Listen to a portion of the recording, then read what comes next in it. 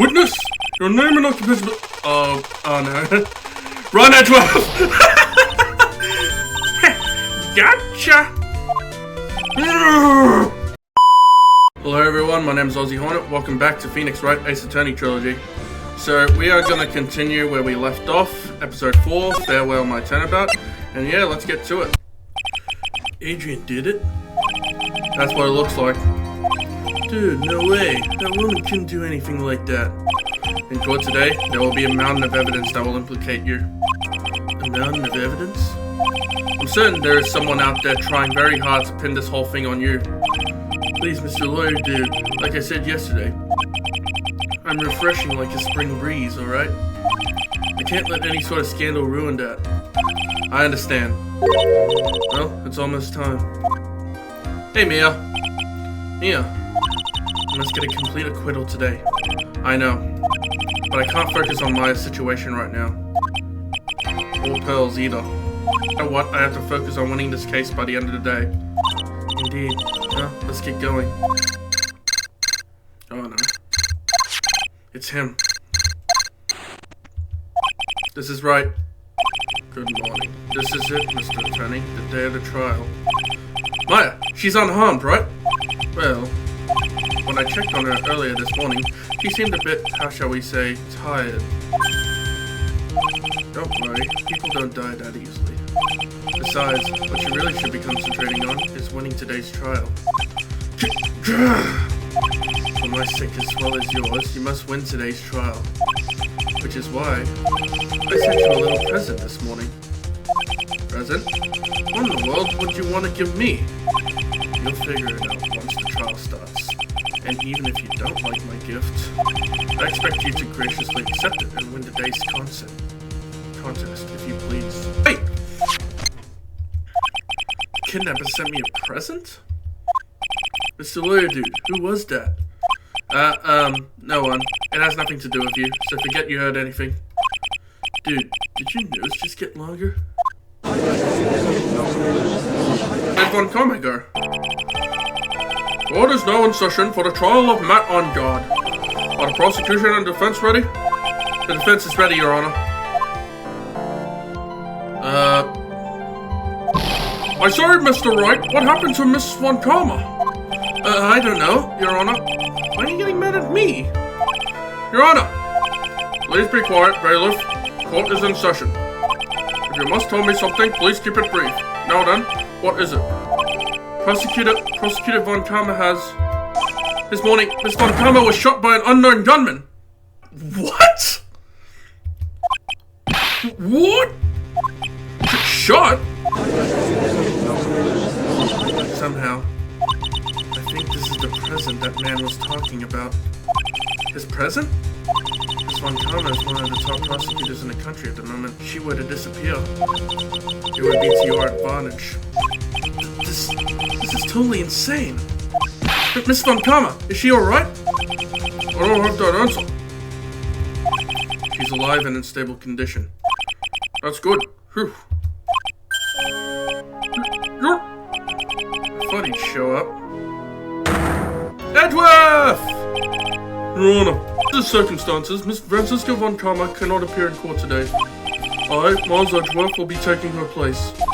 The prosecution is ready, naturally. Alright, let's go. Miss Von Karma was shot in her right shoulder and is currently undergoing surgery. Luckily, I have this case over and am familiar with the details. The prosecution seeks to prove the guilt of Mr. Matt on guard. The court acknowledges the prosecution. Right. I finally found the answer I was struggling for on my long journey this past year. By the time this case comes to an end, you two will know the answer. Now then, the prosecution would like to call its first witness. Please bring Detective Gumshoe to the witness stand. Let's go! Witness, your name and occupation. My name's Dick Gumshoe, sir. I'm a detective down at the precinct for now. For now? After this trial's over, I'm supposed to turn in my badge, sir. Detective Gumshoe? The prosecution has no need for a depressed witness. Lift your head up and face forward like a proud officer, Detective Dick Gumshoe. Yes, sir! Now, let's have your testimony. We want to explore the various deceits of this case. We must start with that. Get ready, Phoenix. This is going to be one very rough fight. Yeah, would have to be with Edgeworth as my opponent. The answer you were struggling for. Interesting. Show me this answer you finally found, Edgeworth. This murder happened after the Hero of Heroes Award ceremony, sir. The victim, Juan Carrito, was found dead in his hotel room. After looking into the cause of death, we believe he was definitely murdered, sir. At first, we thought there was something suspicious about the empty guitar case. However, we later found out that the guitar case has nothing to do with the murder.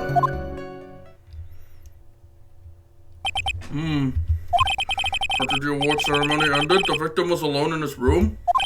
Yes, sir. Both the victim and the defendant went alone to their room, sir.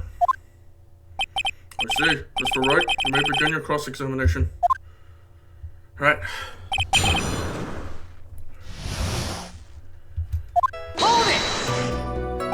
Would you please give us a brief timeline of what happened after the ceremony? Okay, Pro. The ceremony started at 6 p.m., then at around 8 p.m., and then there was a short break. A special post-ceremony show was supposed to start in the lobby 30 minutes later. And that's when the victim's body was found, correct? Which is to say, the murder occurred during the 30-minute break period. Please continue with your testimony, Detective. The victim, Juan Carrito, was found dead in his hotel room. Hold it! The person who discovered the victim's body was Adrian Andrews, correct?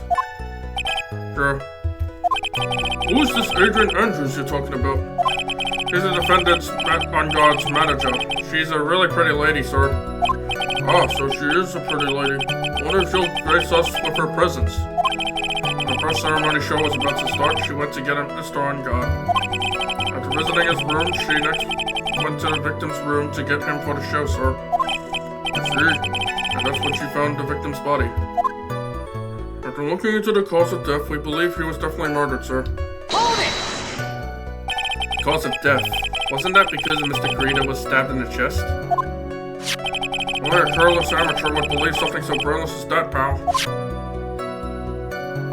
Take a good hard look at the crime photo. Now, a real pro's attention would be drawn here, to this bandana. Bandana? His bandana, sir. That's the thing wrapped tightly around his neck, sir. Oh, yes, I see. His banana-scented bandana. Judge, you're an idiot. Then, what about the knife? Seems to have been stuck in the victim's chest on purpose after his death. We have a crafty murderer on our hands here.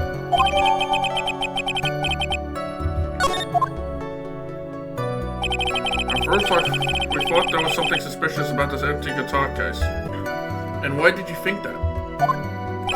Because it was empty, pal. German Ninja doesn't go anywhere without his bright red guitar. I couldn't find it anywhere at the scene of the crime. Oh, then how about this theory? Fan really wanted the guitar and did the crime to get it. How's that? What? We thought of that too, but... The only fingerprints on the guitar case were the victims. Only the victims? Huh? I see. That's so much for my theory, then. But we later found out that the guitar case had nothing to do with the murder. Hold it! What convinced you it had nothing to do with the case? The guitar wasn't at the Gatewater Hotel that night. Well then, where was it? The bright red guitar was eventually found at the TV studio. The victim, Juan Carrito, had apparently only taken the case with him, sir. So you mean he forgot to put the guitar inside the case? Yes, sir. Even when he was on stage for the ceremony, he didn't have his guitar. So that guitar case was empty even before he got to the hotel? Yeah, that's right.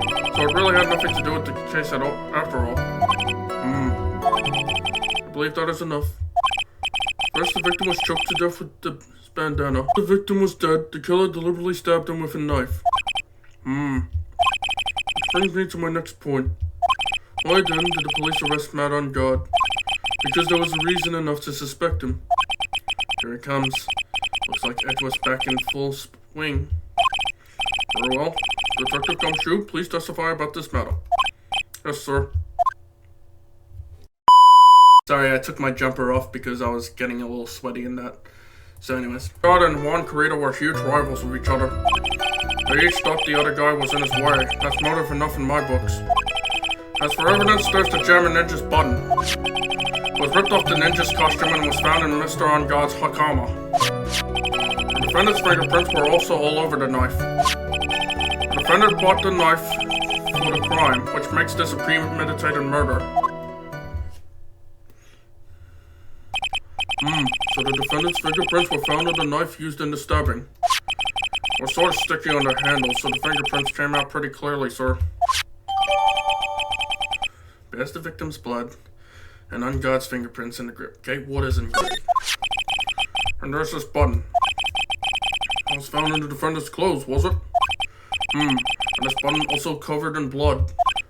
Yes, and we know that the blood is on it is the victim's blood, sir. What? Ripped from his costume, it's covered in Carrito's blood, found in on God's hakama. All of this points very clearly to the defendant, doesn't it? Yes, and this certainly does, Your Honor. Ready to give in yet, Wright? I'll find a hole in your argument somehow. You can press as hard as you like, just hurry up with your useless, pointless questions. Ugh.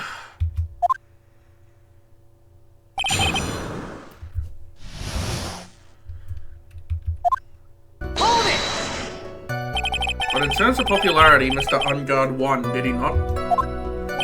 Sure. But you know what's ironic, pal? Juan Carrito was always one step behind Mr. Ungard and everything. This year it seemed like he'd finally caught up, ready for the big final showdown. But Mr. Carrito lost the Grand Prix in the end. It was too bad. He must have been pretty downhearted after losing. Edgeworth's like, I don't care. I each thought the other guy was in his way. That's motive enough in my book. Wait just 1 second here. Mr. Ungard was beating Mr. Carrito in the popularity polls. Oh, yeah, I guess, but... Which means that in the defendant's eyes, the victim was not a rival at all. Which means he had no motive to kill at all. That is a good point. Yes, I quite agree. Well, detective? It's not, well... I guess if you put it that way, then yeah, the defendant would have had no motive. Objection! Of course. Detective, I'm beginning to see why you were fired. No, not your too, Mr. Edgeworth, sir. That's... I look forward to your pension negotiations. No! No, detective. Let's continue with the testimony. No, my poor pension, too. Detective! If you value your money, I suggest you proceed. Yes, sir. We can talk about my pension later, sir. What about what I was saying? Hello? Anyone? As for evidence, there's the German ninja's button. Hold it! Do you have any proof that the button belonged to the victim? Oh, what do you mean, pal?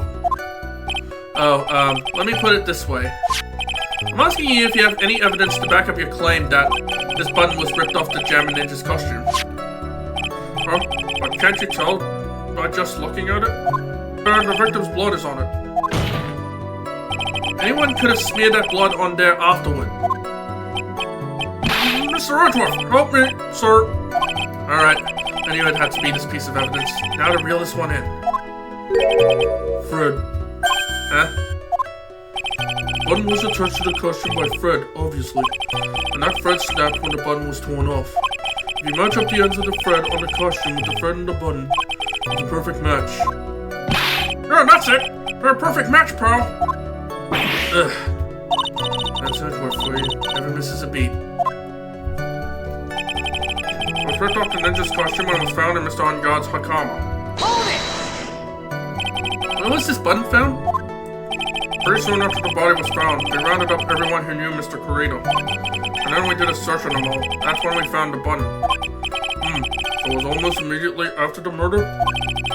Police didn't have free time to lollygag and play tricks unlike some people. Hey, what is he trying to say about me here? The defendant's fingerprints were also all over the knife. Hold it! How were the fingerprints arranged on the knife? Well, what do you mean, pal? By examining the fingerprints, you can determine how the defendant held the knife. For example, did he hold it normally or overhand? Oh, is that what you meant? Well, we didn't actually think of that. I can't believe the bumbling of this department. Hopeless, are you paying attention to the testimony, Wright? The defendant's fingerprints were all over the knife. There is no way to determine how the knife was held at the moment of the murder. So was the defendant the owner of this knife then?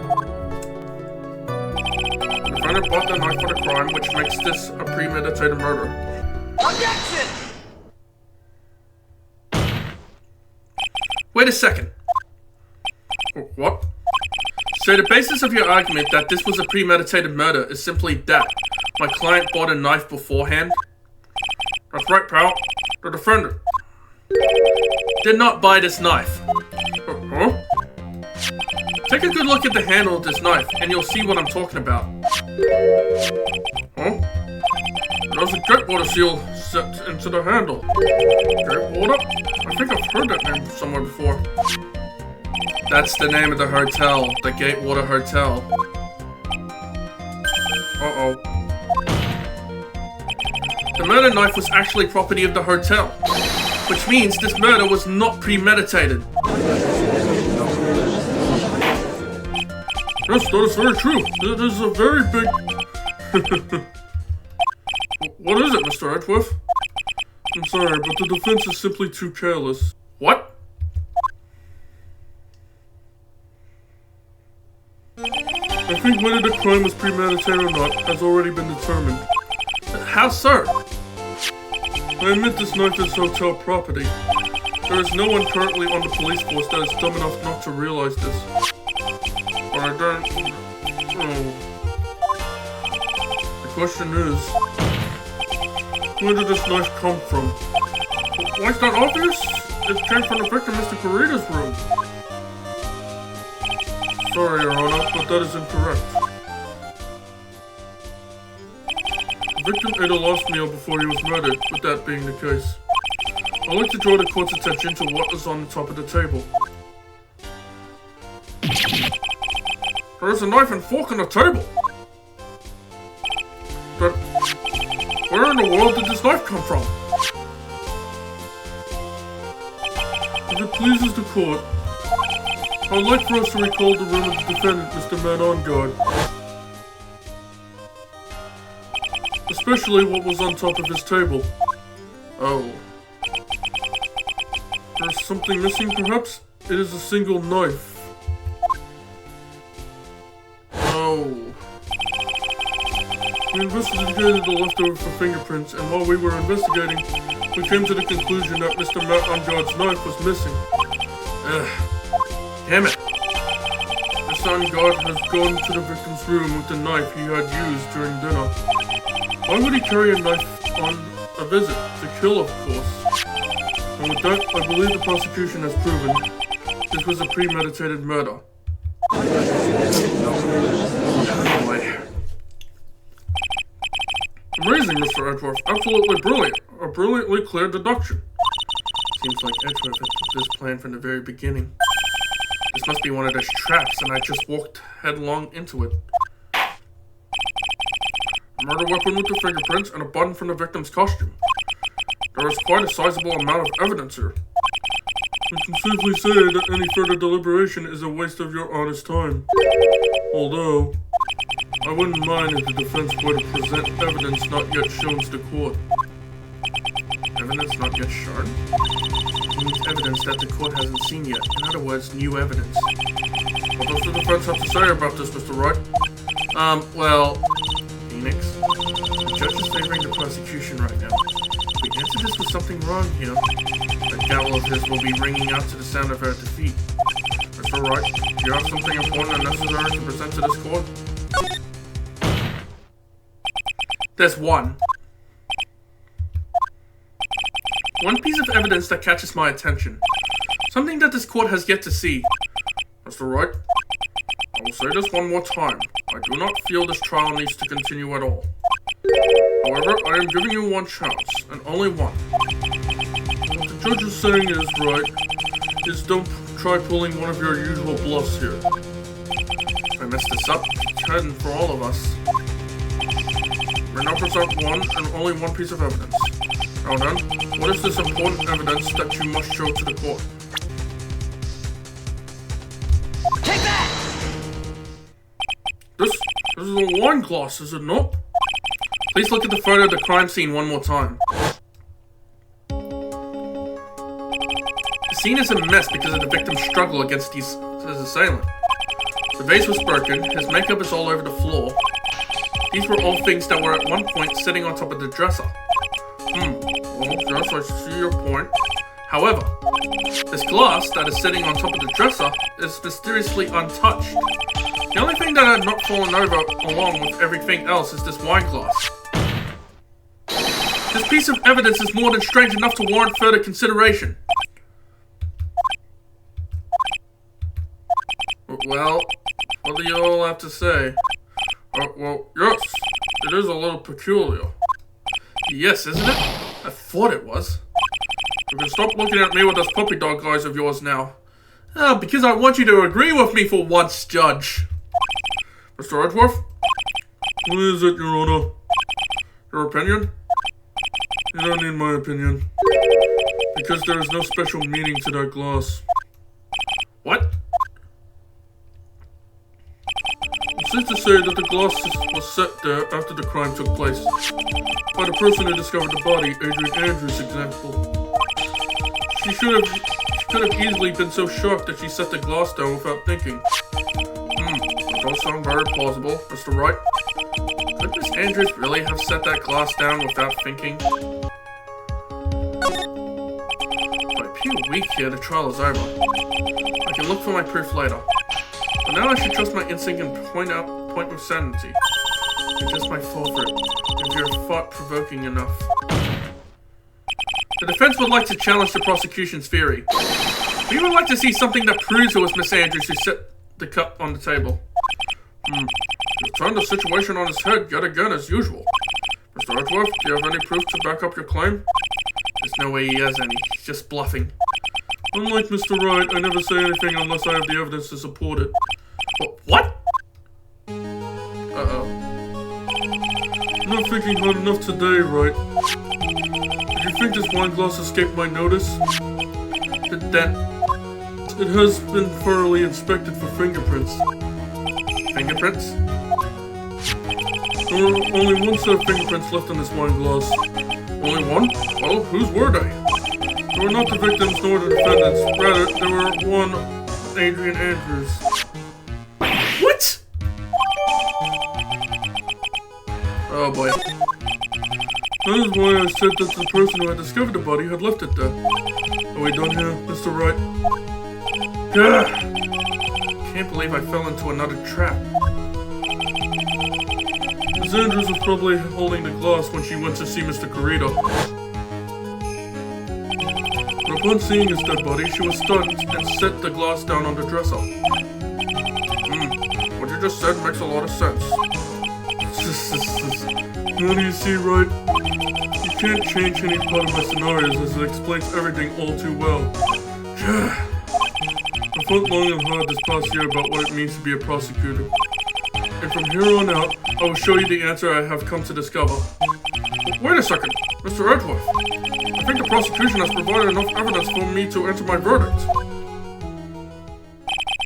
Unfortunately, I cannot allow you to pass judgment yet. The prosecution has yet another witness we would like the court to hear from. Another witness? Yes. Bailiff, please bring in the next witness. What in the world is Mr. Edgeworth thinking? Oh boy. Please state your name and occupation.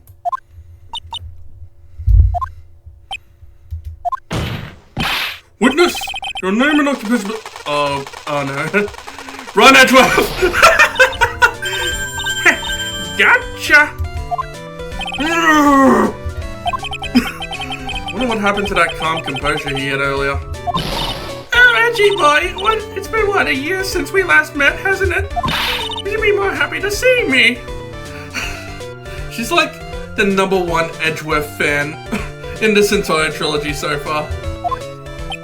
The photo report was a testimony, but who knew under that helmet was the wicked witch of the Witness stand. I tell you, this time I know what I'm supposed to do. So today I'm gonna tell you anything and everything. Even things that don't have to do with that terrible crime. This witness, a terrible crime is all this court needs to know. Shush! I'm talking to my dear Edgy Wedgie right now. Don't interrupt us, Gramps! We're the same age. Yes, madam. No, please, by all means, interrupt, please. Anyway, witness, your testimony, please.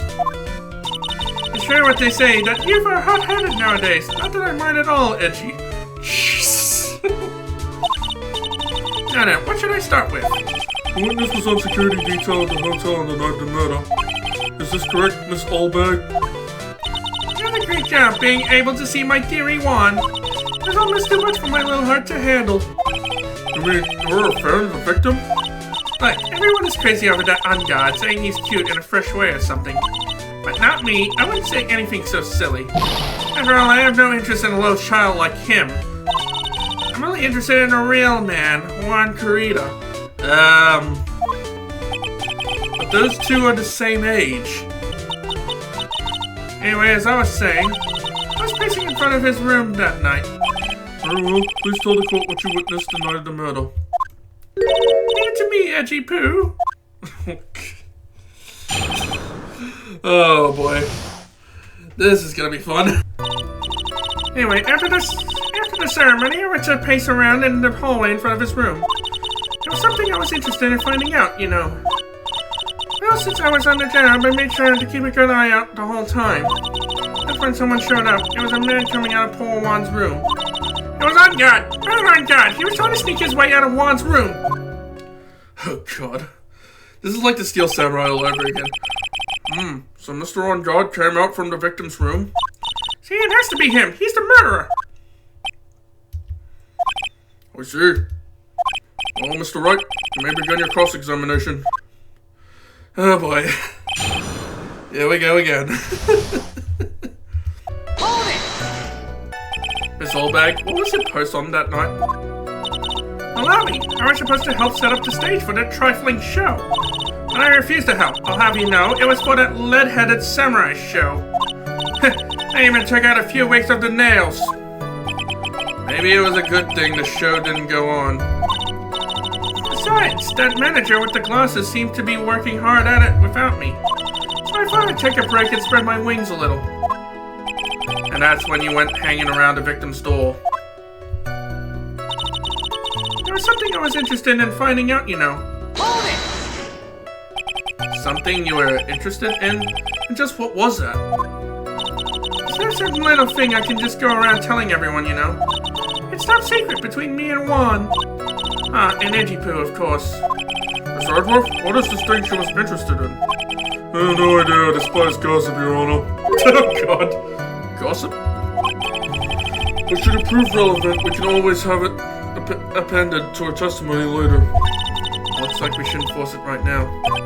And did the witness stay in the vicinity of the victim's store the entire time? Yeah, since I was on the job, I made sure to keep a good eye out the whole time. Hold it! Oh, Dan, would you tell us the number of people who went in and out of Mr. Carita's room? I have no idea! I wasn't born so I could count things for those who didn't pay attention in class. That's why ever since I turned 20, I keep keeping track of how old I really am. Yes, well, that would explain why your age was not included in the report. In any case, the witness then saw someone, correct? That's when someone showed up. It was a man coming out of poor Juan's room. Hold it! Who in the world was that? I'm not allowed to say. The man that came out of Juan's room, he was... Yes? He was? I'm too scared. I can't say his name out loud. It's Juan, isn't it? Oh, what I wouldn't give to have Francisca's whip right about now. Oh.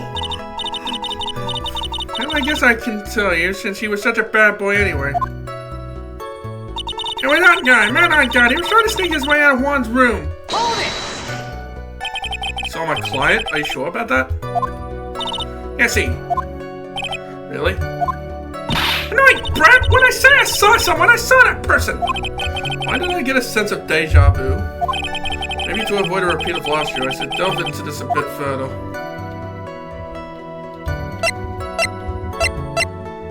Person's face, what the person was carrying. The person's clothes. Please tell the court about the man's clothes in more detail. What a troublesome man you are. Really, as if something like that matters. But it does. Now, what was it? Oh yes, it was that thing. What thing? That gaudy thing he's always wearing, that racing jacket. Oh, he was wearing that at the detention center too? The thing meant for nothing but seducing women out of their pantaloons. Men. Right. So, Mr. Wright, was this testimony just now important or relevant in any way?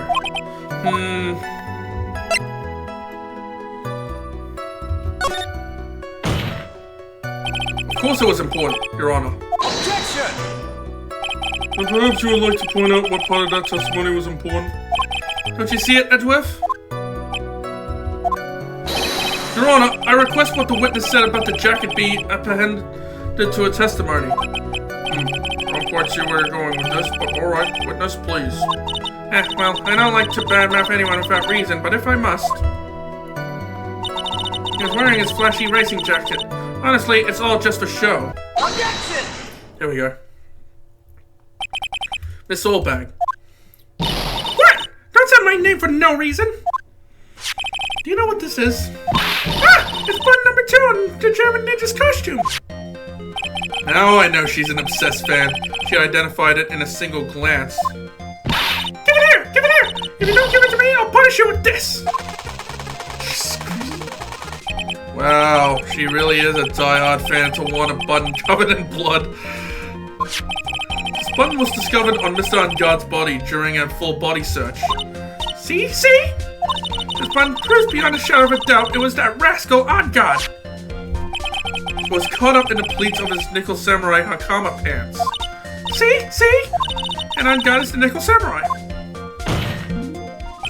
Witness. Now, it may just be me, and I do have an active imagination.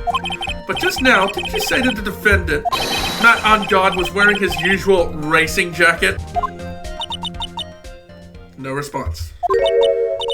I'm so sorry. Sorry that you judge people based on what they wear! I wear those trendiest dresses, but said I ever was. Oh my god, not again! Objection! Stop talking! Stop! Stop! No! Stop, please. Edgeworth, get in there!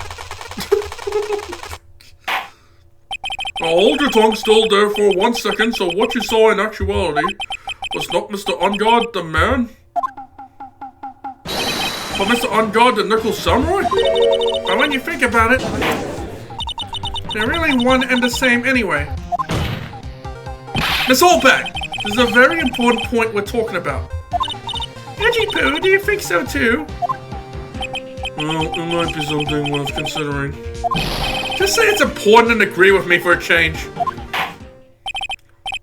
Witness, think carefully and try to remember as much as you can before you testify. Alright, if you insist. I should be the one sighing, not you.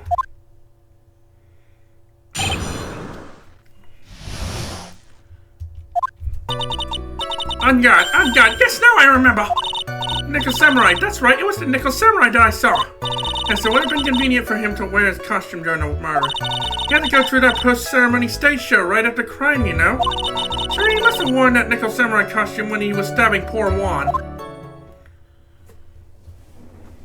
I knew it.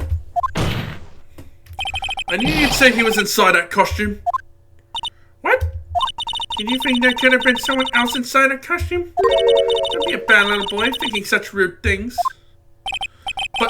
But the possibility does exist. Youngin today, I told you there's no way it was anyone else. How do you know that? Because I said so, and what I said is the truth. At least she's just as delightful a witness as she was a year ago. Mr. Wright, you may cross-examine the witness. Alright, old bag. Would you please get on with your testimony? What's your language, young man? What sort of tone is that to take with an elder? My youthfulness isn't what it used to be, so you should know and forgive me for everything. If you keep on barking at me like that, I'll start singing at the top of my lungs. Please no, please no. What? A striking figure by the sea, standing all alone is he. He's the Nickel Samurai. She's actually singing. Someone help my poor ears. Mr. Edworth, can you please do something about this racket? Witness, I'll give you a piece of gum later if you'll be good and stick to just the facts. Okay! You promised, right? Right, I'll be sending the bill for the chewing gum to your office at a later date. What? Remind me to send you a thank you note later too, Edworth, old chum. Nickel Samurai, that's right, it was the Nickel Samurai that I saw. Hold it! A little more careful with your testimony, please. Not too long ago, you said he was wearing his racing jacket, and now he's not. Not too long ago? Now let me ask you this. When were you itty-bitty? What was your grand dream? Huh? What did you want to be when you grew up, whippersnapper? My dream? Huh? Well, I, wanted to be Judge Wagner here at the Public's Court, so what? See? And look where you are now. You're not Judge Wagner, are you? Are you? Well, like I said earlier, who puts any weight into things like that? And that was everything. I can't be held responsible for the past. Since when did court become theatrics over testimonies? That would be like every case so far, Phoenix. All that matters is that man was inside a costume. Isn't that enough? That way, no one can see his face, of course. But there's still no advantages for him that I can see. In fact, you would think that the costume would make him stand out all the more. You're such an annoying child, you know that? You disagree with everything I say. Isn't that what you're always doing to me? I got it! Maybe it was more troublesome for him to change in and out of his costume. He had to go to that post-ceremony stage show right after the crime, you know. Hold it! Was there anyone else scheduled to appear at the post-ceremony show? Well, all the contestants were supposed to go on stage in a friendly gesture thing. And that included the German ninja? Of course it included him. That's why when Ungard came out of Dear Wan's room, I didn't give it a second thought. I see. Well, anyway.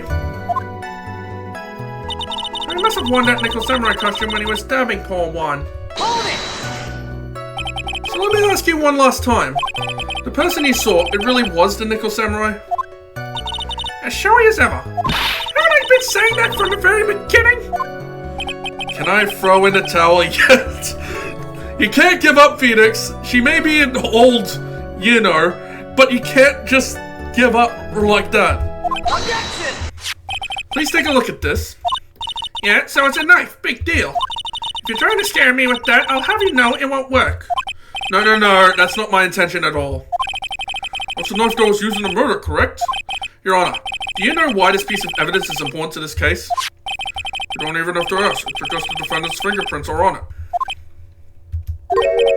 Is that what you're driving at? That is exactly what I'm driving at. What are we driving at? And whose car are we driving? Judge, not that type of driving. If Mr. Ungard was really in the Nickel Samurai costume at the time of the murder, then it's impossible for his fingerprints to have been left on this knife. Actually, he would have wiped all previous fingerprints on this knife right off. Yeah. Oh, that's right. The Nickel Samurai wears gloves, doesn't he? Objection! He probably took his gloves off before he began the stabbing. Objection! And why would he do something like that? To leave his prints on the murder weapon? There's no way he would have done something like that. However, there's one possibility. Then let's hear your possibility. It's very simple. The defendant went to the victim's room while in costume as a Nickel Samurai. At that time, the defendant held no intent to murder. He was probably just going to relax and talk with the victim about the stage show. Which is why he took his gloves off. But the murder still did take place. Well known that there was bad blood between the defendant and the victim. Yes, I have heard that before. Well, Mr. Wright, what do you have to say about Mr. Edgeworth's theory? So let me get this straight. Edgeworth's theory goes like this. When the defendant went to the victim's room, he had no intention of killing him. Now, up to this point, are there any problems with this theory?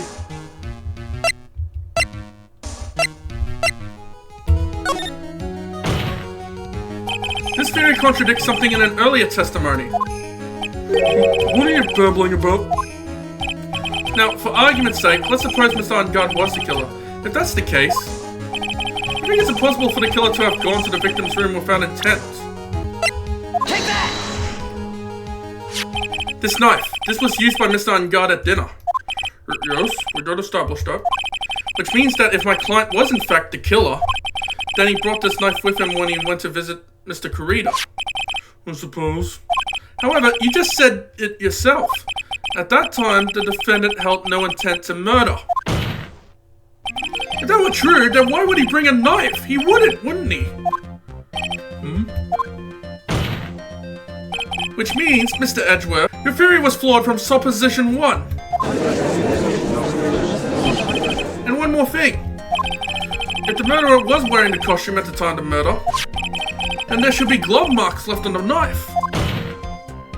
Which means the defendant's fingerprints shouldn't be all over it like bees on a hive. And that brings me to my final point. This knife was planted by the real killer to hide their identity and mislead us.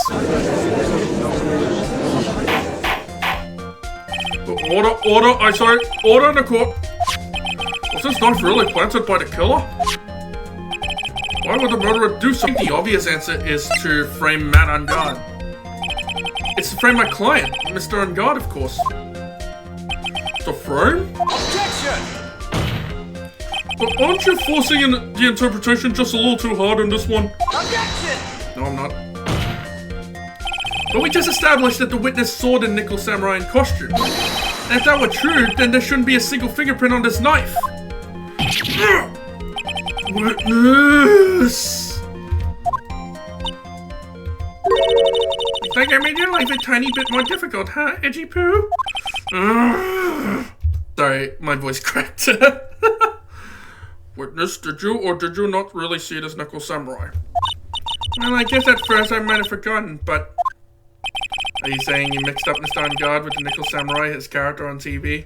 I mean, I can't really do anything about that now. Look, I was waiting around in front of the doors because, well, I wasn't waiting around for the Nickel Samurai, that's for sure. She wasn't waiting for the Nickel Samurai? Alright then. Who were you waiting around for then? That's top secret to anyone outside of security. I have a feeling that you were waiting for Mr. Juan Kurita. Am I correct, witness? The way you think, you are a sad amateur with a terrible case of nearsightedness. Amateur? Me? What am I an amateur of? So Allback was waiting around in front of the victim's room? But it doesn't sound like she was waiting to catch a glimpse of Mr. Kurita. Maybe, Phoenix, maybe Allback was waiting around for that person. If it's who I think Mia's hinting at, it's certainly possible. Miss Allback? You were waiting for this person to come out of the victim's room, weren't you? It had to have been Adrian, right? Take that! Who is this person? This is Adrian Andrews, Mr. Ungard's manager. But why would the defendant's manager be in the victim's room? It seems that this is the latest rumor in circulation, Your Honor. Oh, I see. Judge seems to be really into the article, if it can be called such a thing. And this manager with the initials AA, are you saying it's... Yep. Adrian Andrews, without a doubt. The witness thought so as well. Looks like you found me out. Well, that's fine. I can throw away this whole sworn to confidentiality stuff then. Witness? What in the world are you... Watch out, Phoenix. Got a bad feeling about this. A very bad feeling. I got some information. Some very secret information from a certain source. So that's why I was doing my little investigation. In secret, of course. What for? Oh, just for myself. Personal reasons and all that. Oh, Mr. Edgeworth, how will you proceed from here? I really don't want to do this. However, I cannot simply let this point slide. I see. Very well done. Witness, please testify about this secret information. Get ready. It's gonna take the wind out of you, youngins. I'm sure we're all capable of handling this. Really, it's not like we're 10 years old. That Ungod is one evil man. He thought he could ruin poor Juan by causing a huge scandal. So to do that, he sent his own manager to get in close with Juan. I cannot condone such dirty tricks, so I took action. Oh, and it's top secret. You got that? Nobody else but you and me know that yet, okay? The defendant sent his manager? What a distasteful topic for this court. What? Nobody's above gossip. And isn't there a saying, the truth is never pleasant? Never heard that one before. Mr. Edgeworth, what about this Adrian Andrews person? We have looked into this matter and found that the truth the article proposed is in fact baseless gossip. But should this be true? And this proves that the defendant did bear ill will towards the victim. So this means I have to smash this rumor once and for all. Now then, Mr. Wright, you may cross-examine the witness. Be careful, the old bag seems rather excited right now. That's right! Ungod is nothing but your average foul-blooded youth! Time to fire up the afterburners and hit the highway to the danger zone. Highway to the danger zone. Hold it! You can't say something like that without proof. That's just slander. But it's true! That woman was getting intimate with poor Juan. Look, it says so right here, doesn't it? Manager to the stars, Miss AA. But the name of the magazine this came from is Gossip Land. What? Are you saying that gossip is all just but a pack of lies? What do you know? I suppose next you'll swear to me that news is 100% truth. Honestly, Sonny, you can't discriminate between the news and gossip. Yes, discrimination is bad, Mr. Wright. Discriminate? When did I do anything like that? Anyway, Ungod will never get to me to say touche. Hold it! Scandal? What do you mean by that? You're a dim-wit at one, aren't you? I can't believe you don't know what a scandal is. Honestly, what are they teaching kids in middle school these days? No, I wasn't asking what the word scandal means. Even I know that much. Well, that Ungod thought he could own a monopoly on popularity. Oh, and this is top secret. You got that? Nobody else but you and me know yet, okay? Hold it! Wait. What? I'm a busy woman. Tea time with the kids is over. Secret information that no one else knows yet? If that's true, then how do you know this secret information? Well, that's because I'm a prude. Yes, that's it. It's a secret. Even if you drill the hole into my brain, you'll never find out. How in the world did that old bat get such a secret piece of information?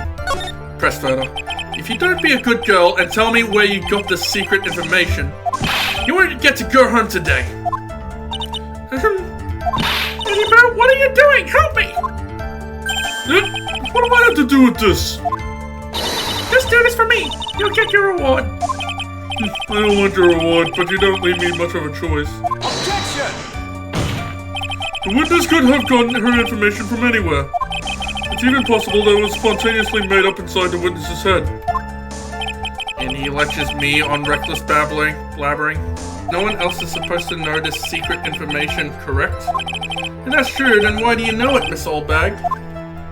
Why are you looking at me like that? Stop that! Witness!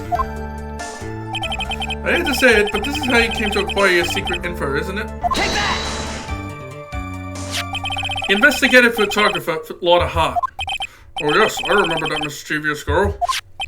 She reported that she had lost a certain note she had written to herself. She reported such a thing? On that piece of paper, she had written down some of her outrageous impressions about the relationship between the victim and Miss Andrews. What? Outrageous ideas, you say? No, I said impressions. Then everything written on this piece of paper is completely meaningless. She stole the thing! She stole the note! That's it. That's the note. No, you see, this is something completely different. This is my top secret list of groceries to buy. And you were the one who took Miss Hart's note? I'm a huge fan of Juan, that's why. That infamous puffy-head whippersnapper. She's working with that evil on God. She said so herself. On God, I'm his sidekick. She was so happy, smiling like a silly duck. She did not say that. I was always checking what she had written. Were you really? Edgy Poo, you believe me, don't you? Don't drag me into this. I was only trying to help out like the angel I am. There's only one little piece of paper. I've never taken anything else before. You really should come up with a supply of cheese to match your vintage wine. It's only a piece of paper. I suppose we can overlook this just once. Looks like she's really sorry. Should I forgive her? No. If I let up on her now, she'll get away. I have to find some way to inflict a deafening blow to the prosecution. Witness. You said that the only thing you stole was that note. Is this correct? You stole? Why don't you listen more carefully, you annoying brat? I saved this piece of paper from this terrible, lonely trash can, that's all. You're lying, damn it, and I can prove it! Are you putting my credibility under scrutiny again? It's all back. I don't believe that the note is the only thing you stole that night. It's the camera, too. Take that! It's all back. That note was with a camera inside its case, wasn't it? A camera? Yesterday, Lotta Hart was raising a huge stink over a camera. She kept saying something like, "My sweetie $1,600 camera disappeared on me." What? Witness? What is it, Gramps? If you have the note, then it's the only logical that you have the camera too. Looks like you found me out again, Sonny. Is this the camera you're looking for? That's... What? Even though I look like this, I'm still a person, you know. I still eat meals like you. I fall in love and borrow things from people. I think your definition of borrow is a little off. I saw that woman's business card, and that's when I noticed it said, Slimeback Celebrity Photographer Extraordinaire. Well, when I saw that, I had to know what sort of picture she had taken. I'm a professional security guard. It's my business to know these things. Yeah, but it's not your business to steal cameras. Bailiff, check this camera's photos. Hurry! We must examine them at once. Well, Mr. Edgeworth, what do we have? There's only one photo that seems to be relevant to this case. Please present it to the court. Uh-oh. This is the Nickel Samurai. See, I told you, that's the guy I saw. This proves that the witness was not lying earlier about this matter. What does all this mean, Mr. Edgeworth? The photo by itself does not prove that the person in it is the defendant. However, in his own confession, Mr. Guy clearly stated that at the time of the murder, he was still in his Nickel Samurai costume. If that is the case, then this Nickel Samurai is... Oh no. The defendant. Oh no. This is bad. How did it come to this? I think this brings us to the end. We have examined every piece of evidence thoroughly. Final comments, Mr. Wright? The court will consider them before we close. Do you agree that this photo is decisive evidence against your client? This photo really is decisive, then we're done for. But if I raise an objection here and blow it, then I would put Maya's life in jeopardy. I can't make a mistake here. There's only one road out of this mess. This photo that Lotta took,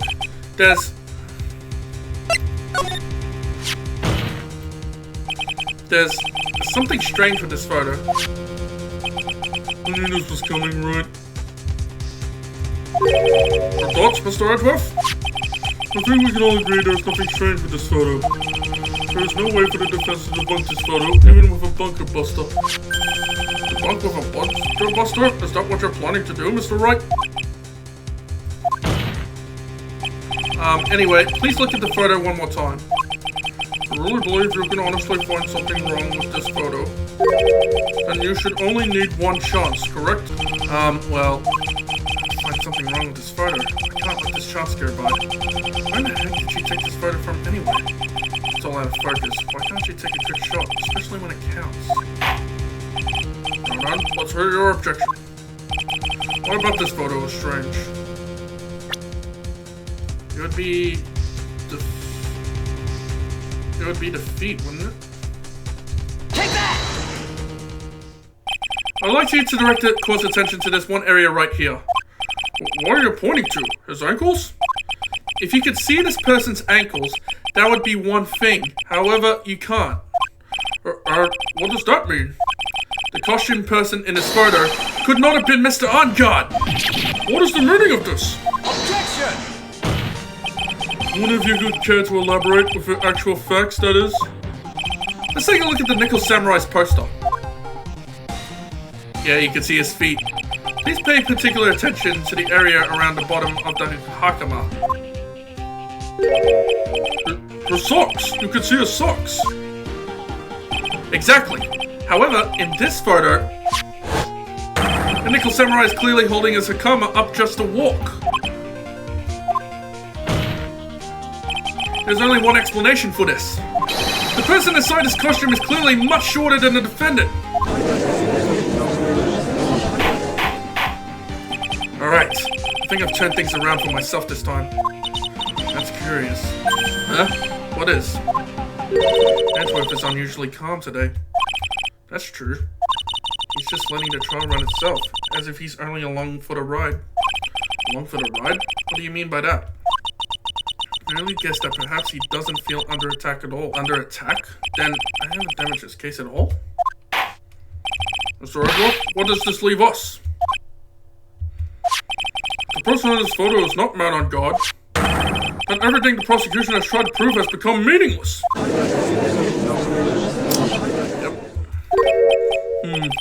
I figured it would have come to this. Uh-oh. What? Right, I have something I want to ask you. I think you have proven that the person inside this costume is not man on guard. In that case, who is this a photo of? Who is the person wearing the Nickel Samurai costume? Don't stress out over this, Phoenix. It's very simple. What you should be focused on is Edgeworth's attitude, don't you think? Yeah. Why is he so calm? That's alright. Let's hear your thoughts. Who is the person in this photograph? It has to be Andrews, wouldn't it? Take that! Adrian Andrews? If you want to know who that Nickel Samurai is, it is none other than this woman. Why would you say it must be Miss Andrews? What in the world points you to her? For starters, she's short, and she can freely move in and out of Mr. On-Guard's room. Finally, she had dinner with Mr. On-Guard that night. And how does that all add up? It means that it makes it very easy for her to get a certain item. A certain knife with Mr. On-Guard's fingerprints all over it. The knife that was used as a murder weapon? Why don't you just say what it is you want, Wright? I have to do this now. This is my last chance to turn things around. The defense moves to indict Miss Adrian Andrews in the murder of Juan Carita. It was Miss Andrews who tried to frame the defendant for the crime. Order, order, order! Looks like this trial has had a most unexpected development. Mr. Edgeworth, Yes, Your Honor, is issuing a trial for Miss Adrian Andrews. The verdict cannot be passed without first hearing her testimony. Alright, this is it. This is kind of bad for us. Huh? What do you mean? If Adrian Andrews is summoned to court as a witness, it means that the trial will go on for another day. On what day? If I don't get a verdict today, then my... Hold on, we shall set Miss Andrews' testimony for tomorrow. What am I supposed to do? The judge is about to adjourn the court. Not on. Objection! Please, Your Honor, continue the trial. You must pass a verdict today. I can't do that. I cannot hear Miss Andrews' testimony if she is not... Is she here? Oh, it's Edgeworth. I'm poor wasting such valuable time. Edgeworth? Your Honor, I request that you please continue with today's trial. But We cannot continue due to this unexpected development. This unexpected development? I think you underestimate me, Your Honor. What do you mean by that? And Mr. Phoenix Wright should slave his way to questioning Miss Andrews is all happening according to plan, even if Wright was a bit slow to catch on. What? What is the meaning of your statement, Mr. Edworth? Miss Adrian Andrews is currently waiting in the prosecution's lobby. She's the next witness. Everything was planned out in advance by that man. Somehow I knew there was no way Edward would overlook Miss Andrews. Looks like this battle's far from over. Exactly. Very well. We will call the next witness. However, before we proceed, we shall take a 10-minute recess. Please prepare your witnesses in that time, Mr. Edworth. The court will now take a 10-minute recess. Dude, I can't believe that Adrian... No way, not cool and collected Adrian Andrews. She's a manager. It would have been very easy for her to pull this off. The only person who had easy access to the knife you used at dinner was, well, her. So after the ceremony during the break, huh? I was sleeping like a log the entire time. See, she could have easily planted the blood covered in your karma. Because she was the one that came out to wake me up. Dude, you're saying it really was her? Yes, she is the real killer. She was the one who murdered Juan Carita. But why? I thought she was buds with Juan. She has her own agenda. Her own agenda? What are you talking about? I'm sure you'll see by the time this trial's over. It'll be alright. I'll get you acquitted by the end of today. Give me a verdict that's refreshing like the spring breeze. Okay, Mr. Lawyer Dude. Phoenix, you think her motive is related to Celeste Impact's missing suicide note, right? Yes. Miss Andrews depended on Miss Impact as a strength and reason to live. But then Miss Impact suddenly killed herself. It sounded like she left a suicide note, and the person thought to have hidden it is Juan Carita, victim of this murder. And that's why I think that Miss Andrews got close to Miss Carita. All to get the suicide note back. That sounds plausible. But one thing bothers me. What? Who was it that first told us about their relationship? Better stated, Miss Andrews' dependency issues with regards to Miss Impact's. It was Edgeworth. Looks like he's still the one in command of the ship. Don't let your guard down yet. Okay, got it. Court will now reconvene. Now then, Mr. Edgeworth, if you please. The prosecution calls the witness questioned by the court. Miss Adrian Andrews, the person who discovered the crime in Mr. Juan Carita's room. Alright, here we go. What is your occupation? I am the manager of the defendant in this case, Mr. Man on Guard. I see. No. Before we begin, Your Honor, I have one request. Yes, sure. What is it? I'm sure everyone in this room is wondering the same thing. I would love to find out more about my relationship with the victim. After all, it was the topic of a certain weekly magazines recently. No, I have no idea what you mean. I've never heard of Gossip Land. If the judge was ever a prosecution witness, he'd do all my work for me. Anyway, I was wondering if you could please tell us about your relation to the victim. Yes, I was saying Mr. Carita. I was also aware of the rivalry that existed between Matt and Juan. But this was a private matter between Juan and myself. So was it fry and bait matter? Or was that bait and fry? Reminds me of fishing. But I didn't kill him. No one is accusing you of that. I think there's someone who would beg to differ. I think we all understand your relationship with the victim. Now, Miss Andrews. Very well, then witness, please testify to the court about what happened when you discovered the murder that had taken place. Alright, here we go. It was time for the show to start, so I went to get Matt from his room. After that, I went to Juan's room. And there was his dead body. I was in shock. What I saw was, naturally, the exact same scene as in the crime scene photo. I felt though as I was about to faint, so I poured myself a glass of juice. What? You poured yourself a glass of juice? Yes, sadly I didn't remember not to touch things at the scene of the crime. And I disturbed the crime scene by moving this one thing. And that is when the fingerprints on the wine glass were made, Your Honor. I see. Well, Mr. Wright, you may cross-examine the witness. Phoenix. She is one cool and collected customer, and she has the brains to match. Yes, I know. In order to catch a person like her, you have to avoid head-on-head confrontations.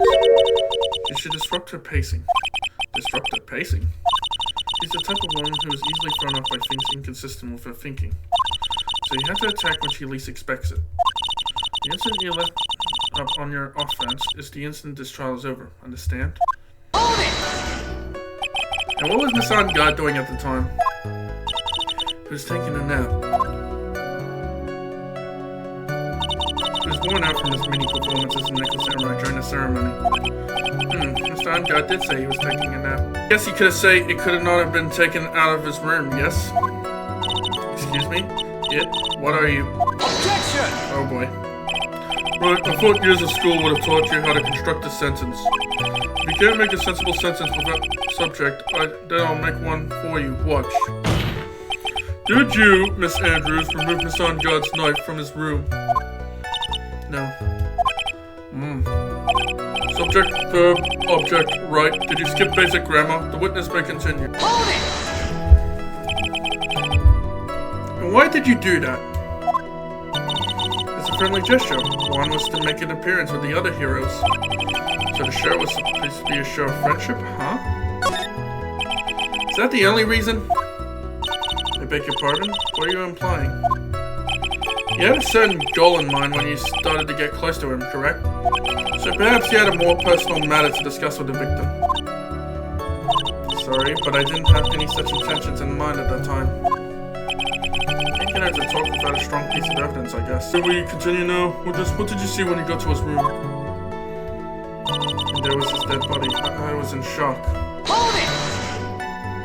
You were in shock? What? Was I not supposed to be? Miss Andrews is a very calculating person.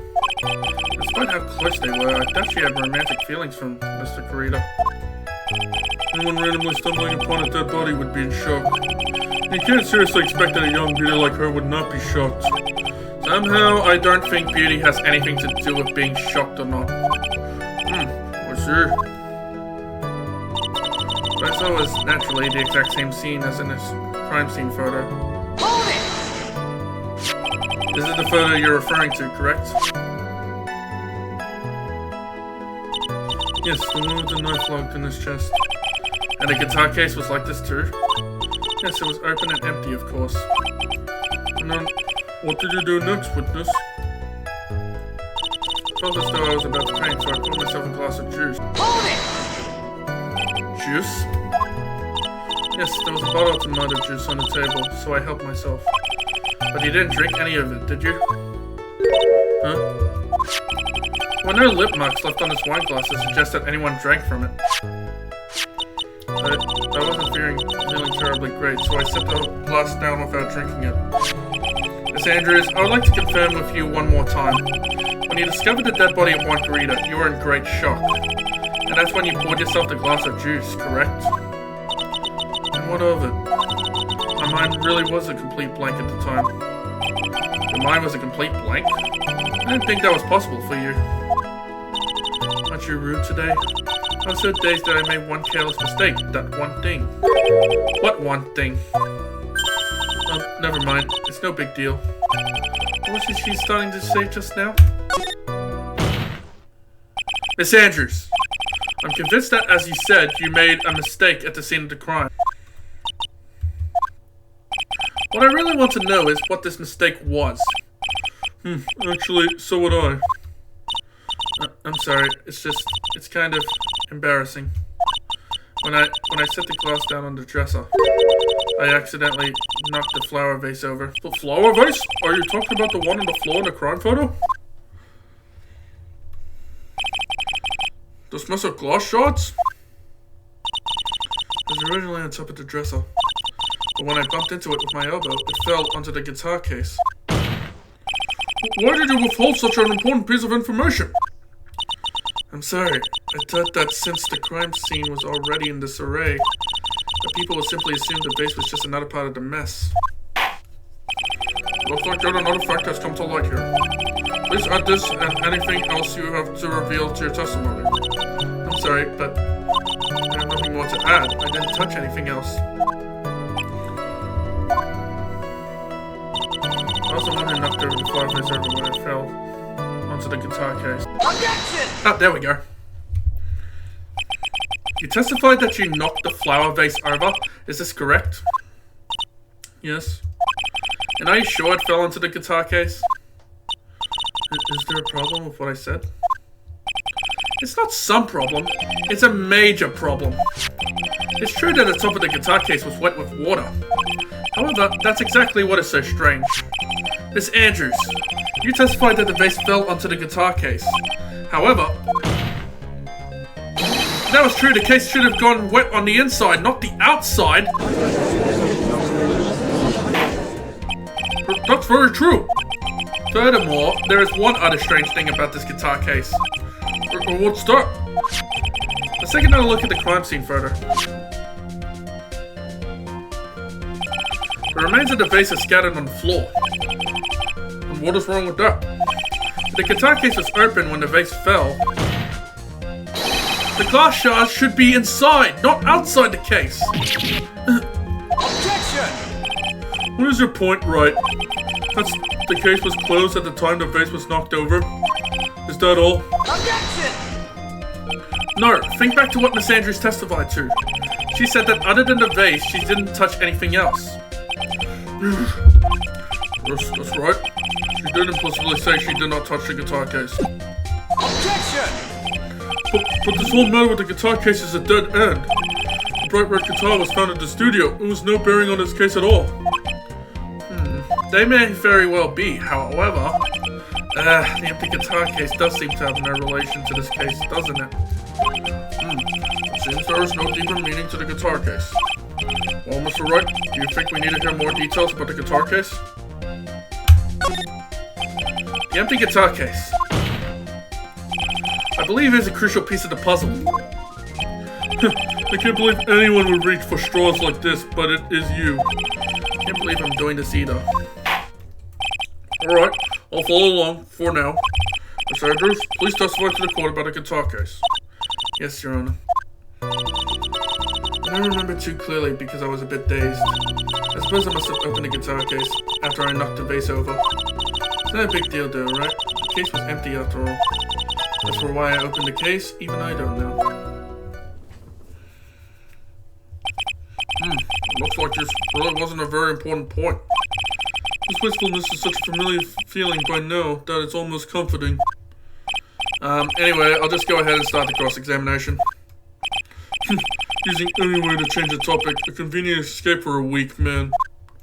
Hold it! During your testimony just now, did you remember those events clearly in your mind?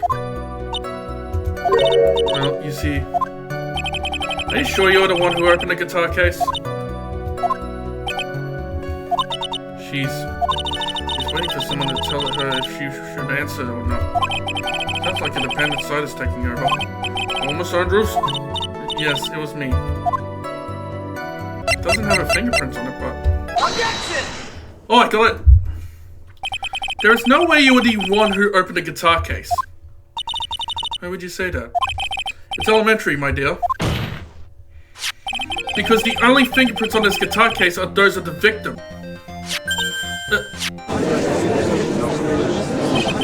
What is it, Miss Andrews? You shouldn't assume that I must have left prints just because I touched the case. What do you mean? What if I were to tell you that I was wearing gloves at the time? Gloves? But why would you be wearing gloves at the time? It was the night of the award ceremony. So of course I dressed up for the occasion. Yes, now I remember. I'm almost sure I was wearing a pair of thin gloves. I see. Well, Mr. Wright, it seems the witness was wearing gloves at the scene of the crime. That's strange. You were wearing gloves? Isn't that a little strange? Why is that strange? You have something that would prove I was not wearing gloves at the time? Take that! I have your proof right here. This wine glass. The wine glass? You left your fingerprints very clearly on this wine glass. Even if you took your gloves off when you poured yourself this glass of juice, wouldn't you think it was just a little strange? That you put your gloves back on just to open the guitar case?